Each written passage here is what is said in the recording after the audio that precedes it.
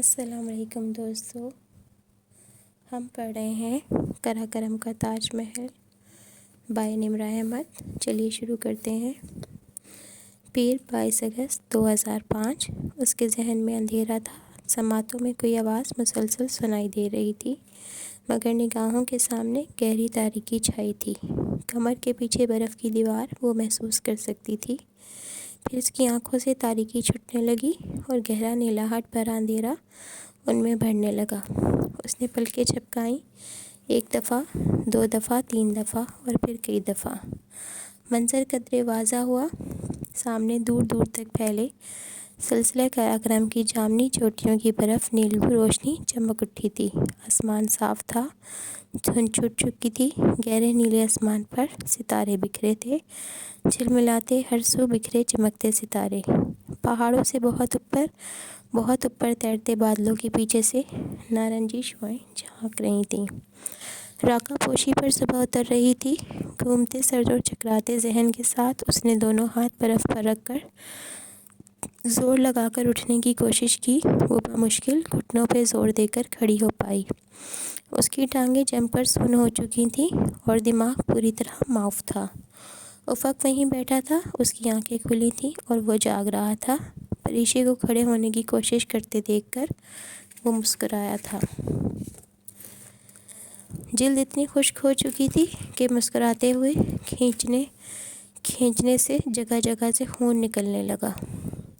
پریشے نے بے یقینی سے خود کو اور اسے دیکھا۔ وہ زندہ تھی، وہ اب تک مری نہیں تھی اور اب بھی شاید کسی کے پکارنے پہ اٹھی تھی۔ کس نے پکارا تھا اسے؟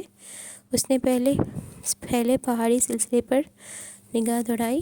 دوران پہاڑ کے درمیان سے آواز آ رہی تھی، برفانی طوفان کے چنگھاڑنے کی آواز، مگر وہ طوفان کی آواز نہیں تھی، وہ کوئی دھبا سا تھا جو ان کی جانب بڑھ رہا تھا۔ اس نے آنکھیں سکیڑ کر دیکھا، دھبا بڑا ہوتا جا رہا تھا، سبز رنگ کے درمیان چمکتا چاند ستارہ۔ افق اٹھو، وہ آ گئے، وہ ایک دم زور سے پھٹی آواز میں چلائی۔ اس کی بے حد خشک جلد سے خون نکلنے لگا، مگر وہ پرواہ کیے بغیر اس ہیلی کاپٹر کو دیکھتے چلانے لگی جو فضا کا سینہ چیرتے ہوئے ان کے قریب پہاڑ کے سامنے کی جانب بڑھ رہا تھا۔ افق اٹھو، میں نے کہا تھا نا وہ آ جائیں گے، وہ آ گئے ہیں۔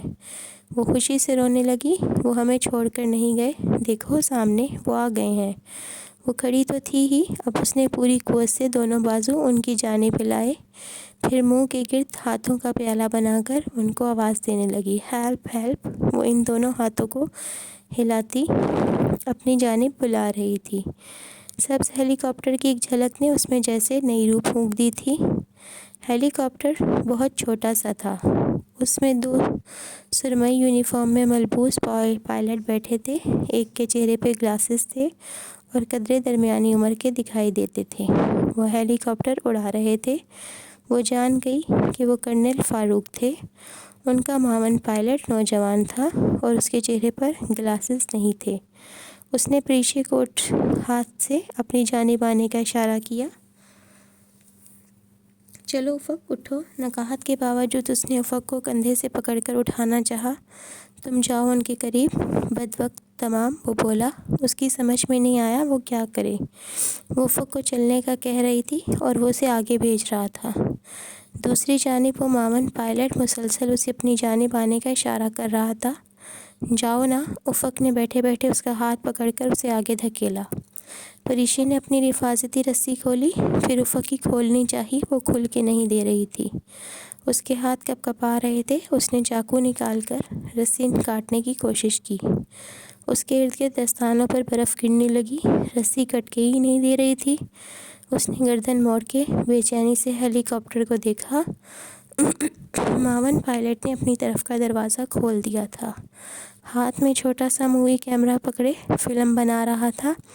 لرزتے منجمد ہاتھوں سے اس نے رسی کاٹی اور آزاد ہو کر ہیلی کاپٹر کے قریب جانے لگی۔ وہ جگہ کسی چھت کی منڈیر کی طرح تھی، برف کا پل صراط۔ وہ سہج سہج اس پر قدم رکھتی ہیلی کاپٹر کے قریب بڑھنے لگی۔ وہ جو ابھی تک ان کے نزدیک ہی ادھر ادھر چکرا رہا تھا، اس کے نیچے برف کے بہت قریب تھے، مگر وہ وہاں لینڈ نہیں کر سکتا تھا۔ پریشے سے چلا نہیں جا رہا تھا۔ قدم من من بھر کے ہو رہے تھے۔ اسے قریب آتے دیکھ کر مووی بناتے معاون پائلٹ نے کیمرہ رکھا اور بازو اس کی جانب بڑھایا۔ وہ اس کو اندر آنے کو کہہ رہا تھا۔ پریشے نے الجھ کر اسے اور پھر گردن پھیر کر افق کو دیکھا اور وہ اسے اپنی جانب ہاتھ دیکھتا پا کر ہاتھ سے اندر جانے کا اشارہ کرنے لگا۔ وہ واپس ہیلی کاپٹر کی جانب بڑھی۔ میجر بلال اسے اندر آنے کو کہہ رہے تھے۔ میرا ساتھی زخمی ہے، پہلے اسے اٹھاؤ، وہ زور سے چلائی، مگر ہیلی کاپٹر کے پروں کی بھاری گڑگڑاہٹ میں اس کی آواز دب کر رہ گئی۔ میجر بلال نے سمجھنے والے انداز میں سر ہلایا اور اسے دوبارہ اندر آنے کو کہا۔ وہ ایک پل کو ہچکچائی، پھر اس کا بڑا ہوا بازو تھام لیا۔ دوسرے ہی پل وہ ہیلی کاپٹر کے اندر تھی۔ او سر، ہم آ گئے، بس ہم گئے، کلمہ پڑھ لیں سر، ہنس کر کہتے ہوئے میجر بلال نے دروازہ بند کیا۔ میرا ساتھی زخمی ہے، اسے سہارا دے کر اٹھانا پڑے گا، وہ چل نہیں سکتا۔ ہیلی کاپٹر کے اندر اتنا شور تھا کہ وہ چیخ کر بولی۔ میجر بلال نے گردن موڑ کر اسے دیکھا اور پھر ہیڈ فون سے اس کی جانب بڑھایا۔ یو اوکے میم، اسے پہن لیں۔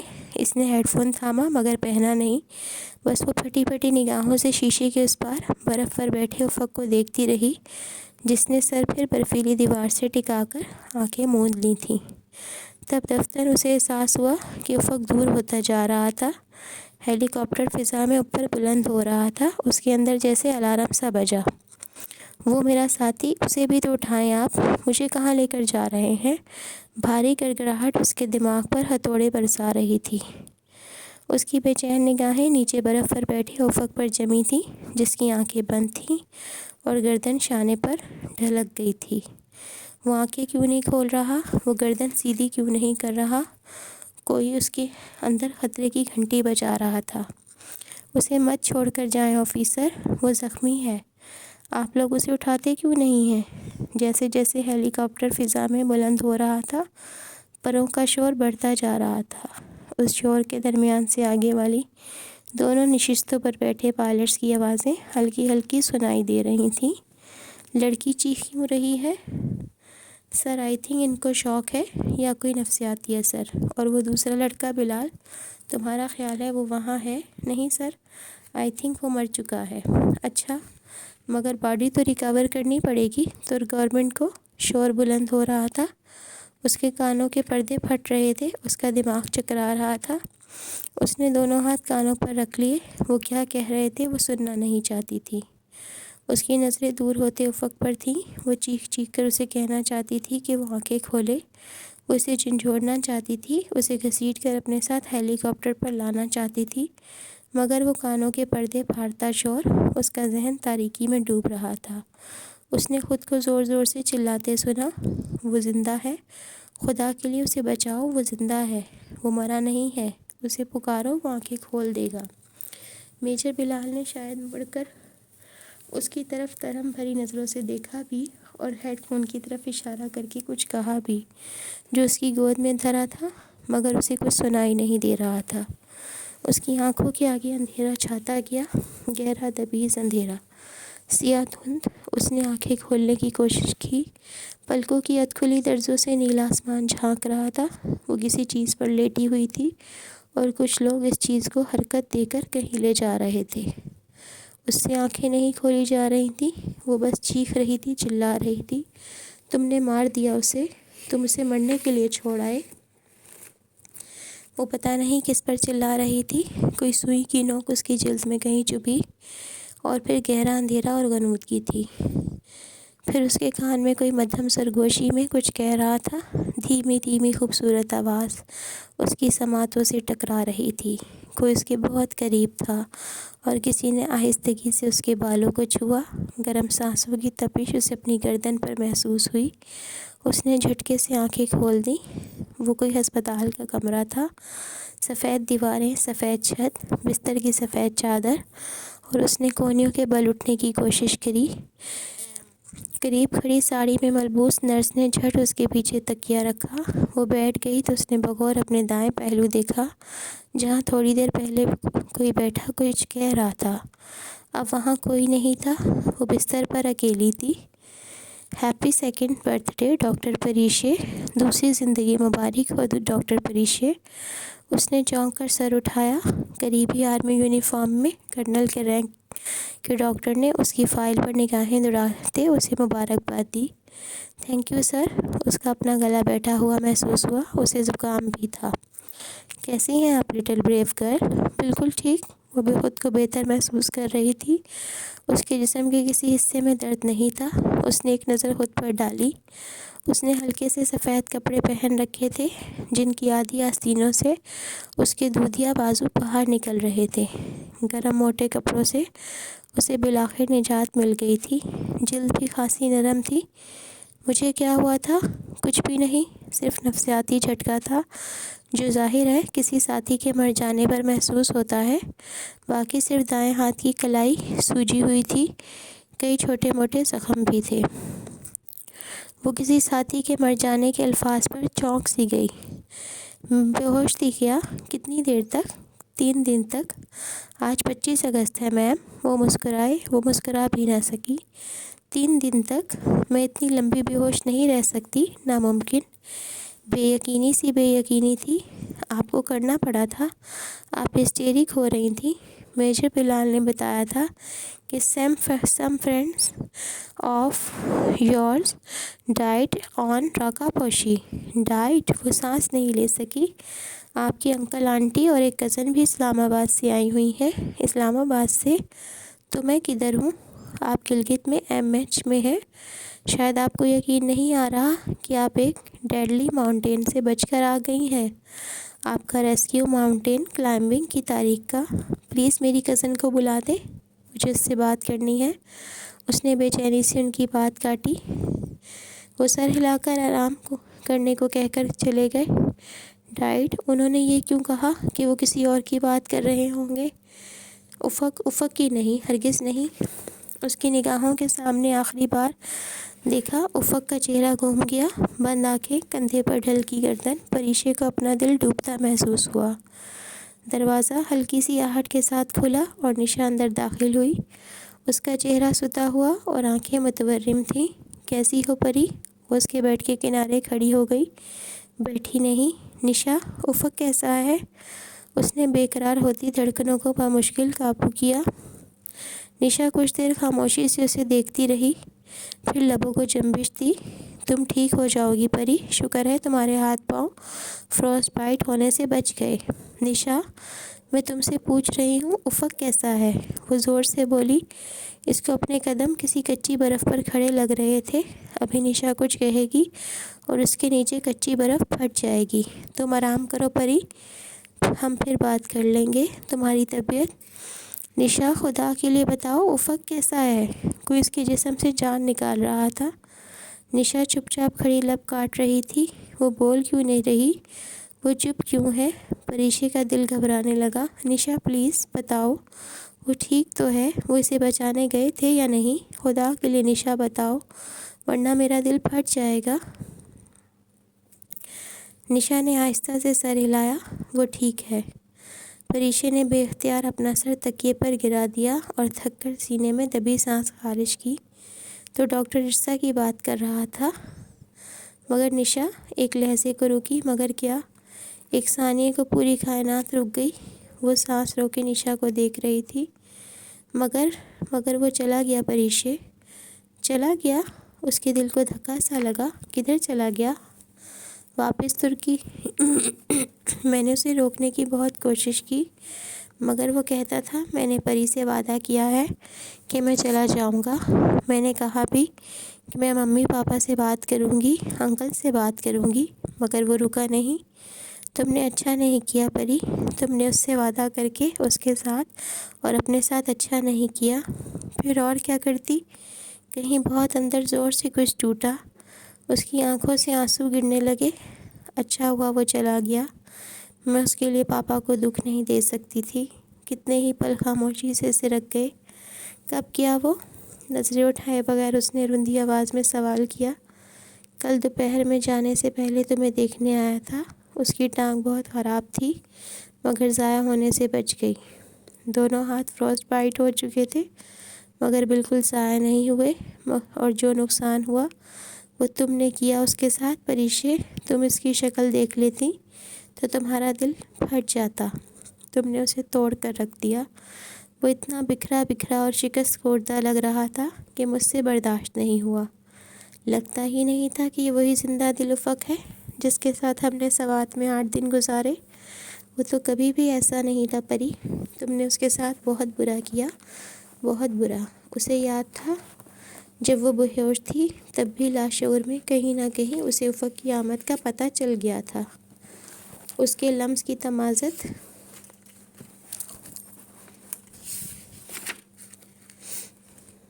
کی سانس کی حدت، نرم دھیمی آواز، مگر وہ کیا کہہ رہا تھا وہ کوشش کے باوجود یاد نہ کر پائی۔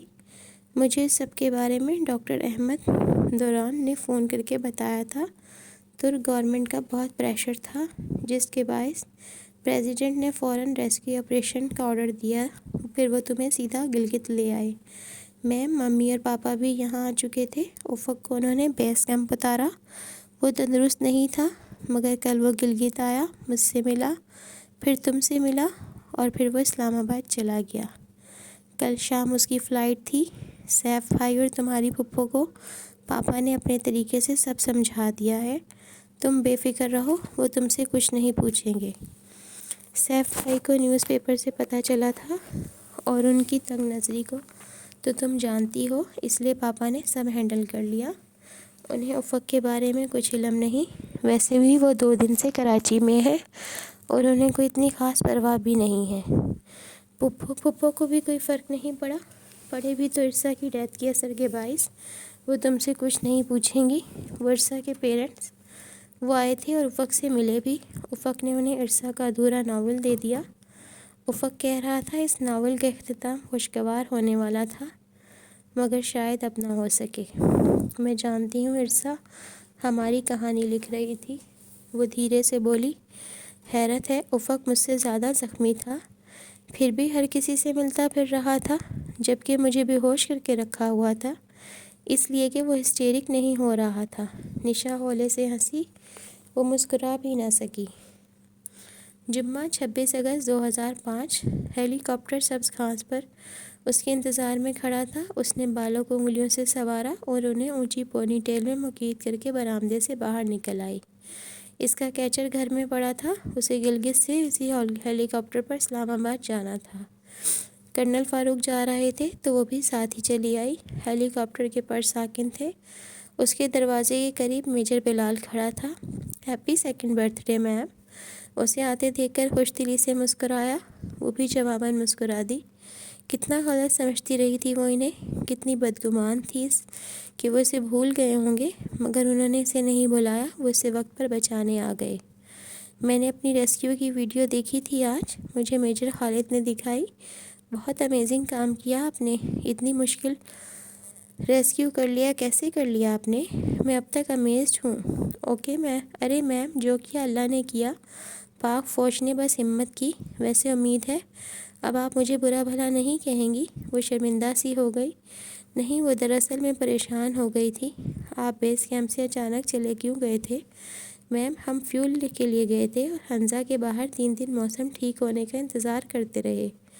جیسے ہی آسمان صاف ہوا ہم آ گئے، مگر آپ نے افق ارسلان کو نہیں اٹھایا۔ یہ اچھا خاصا بڑا ہیلی کاپٹر ہے، اس میں کیوں نہیں بٹھایا؟ اس نے سامنے کھڑی ہیلی کاپٹر کی جانب اشارہ کیا۔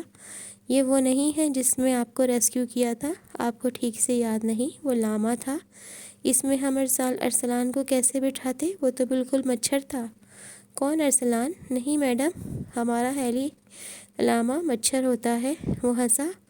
ہم زیادہ وزن نہیں اٹھا سکتا، 3 سے زیادہ بندے اس میں نہیں بیٹھ سکتے۔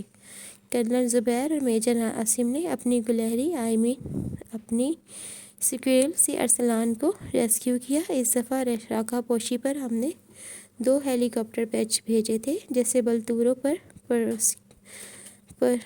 ریسکیو آپریشن کرتے ہوئے بھیجتے ہیں۔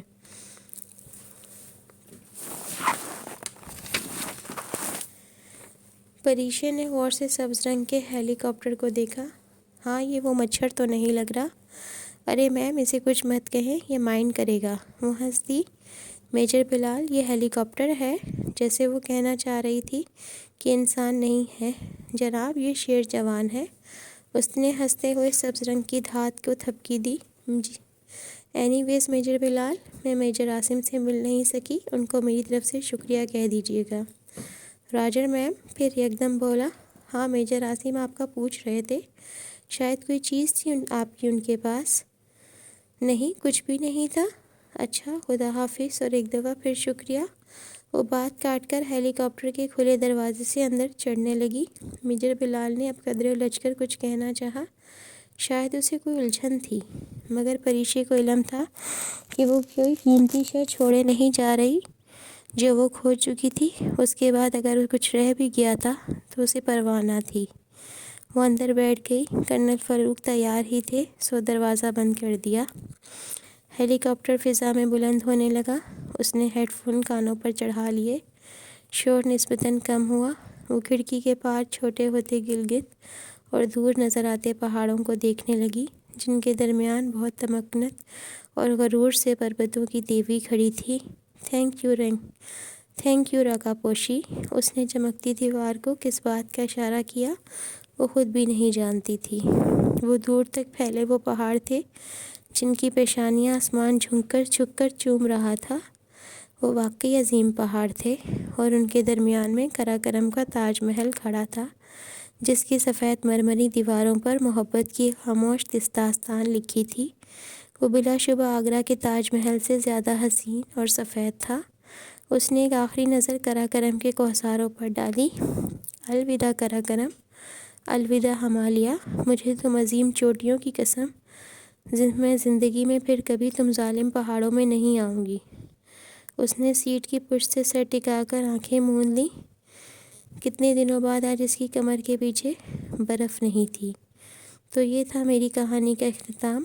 آخر اس موڑ پر آ کر قراقرم کی پری اور کوہ پیما کی کہانی بالآخر ختم ہو گئی۔